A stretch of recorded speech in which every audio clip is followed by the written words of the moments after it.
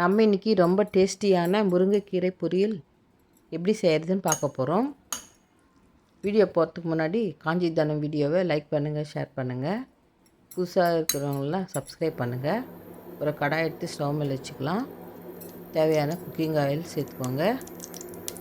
Oil நல்லா சூடானதும் கடுகு சேர்த்துக்கோங்க. கடுகு நல்லா சூடாகிடுச்சு. இந்த டைமில் ஒரு அரை ஸ்பூன் கடுகு சேர்த்துக்கோங்க. ஒரு 4-5 வரமிளகா கிள்ளி சேர்த்துக்கோங்க. இது நல்லா பொன்னிறமாக நல்லா வறுத்துக்கணும். இது கூட கடலப்பருப்பு ஒரு 2 ஸ்பூன் கடலப்பருப்பு சேர்த்துக்கோங்க. உளுந்தம்பருப்பு ஒரு 2 ஸ்பூன் சேர்த்துக்கோங்க. இது நல்லா பொன்னிறமாக லோ ஃப்ளேமில் வச்சு வறுத்துக்கோங்க. இந்த கீரை நீங்கள் குழந்தைங்க விரும்பி சாப்பிட மாட்டாங்க. ஆனால் இந்த மெத்தடில் செய்து கொடுக்கும்போது குழந்தைங்களுக்கு ரொம்ப பிடிக்கும். முட்டை மாதிரியே இருக்கும். நீங்கள் முட்டை கூட போட்டு சேர்த்துக்கலாம். இந்த கீரையில் கடலப்பருப்பு உளுத்தம் பருப்புலாம் நல்லா பொன்னிறமாக வறுப்பட்டு போச்சு. இந்த அளவுக்கு நல்லா பொரிஞ்சு வந்துடுச்சு. இது கூட பூண்டு, இடித்த பூண்டு ஒரு முழு சைஸ் பூண்டு இடித்து சேர்த்துக்கோங்க.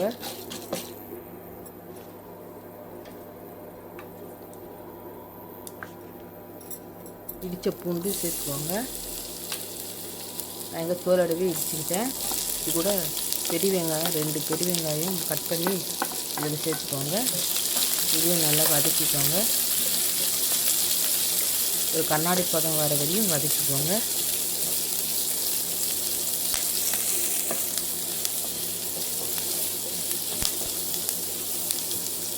இந்த கீரை கண்ணுக்கு ரொம்ப நல்லது. வாரத்துக்கு ஒரு முறை 2 முறை நீங்கள் செய்து சாப்பிடுங்க. வெயிட் லாஸ் கூட ரொம்ப நல்லது இந்த கீரை.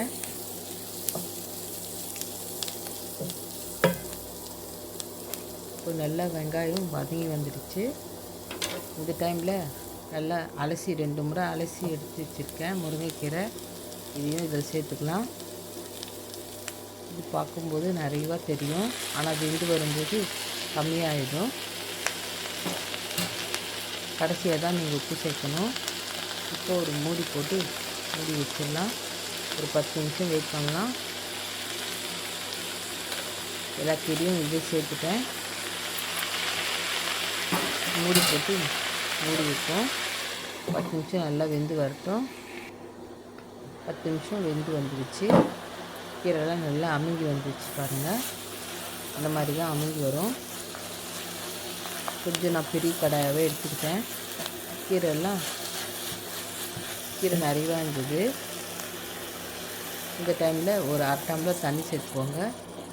இப்போ நல்லா கலரி விட்டுக்கோங்க.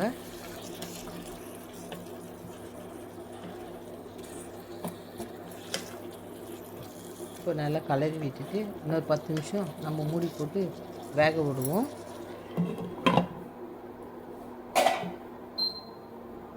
பத்து நிமிஷம் ஆயிடுச்சு. ஓப்பன் பண்ணிக்கிட்டேன். இப்போ நல்லா கலரி விட்டுக்கலாம். மேலும் கீழே நல்லா கலரி விட்டுக்கலாம். தண்ணியெல்லாம் அளவாக போயிடுச்சு. அரை கிளாஸ் டம்ளர் தண்ணி தான் ஊற்றணும்.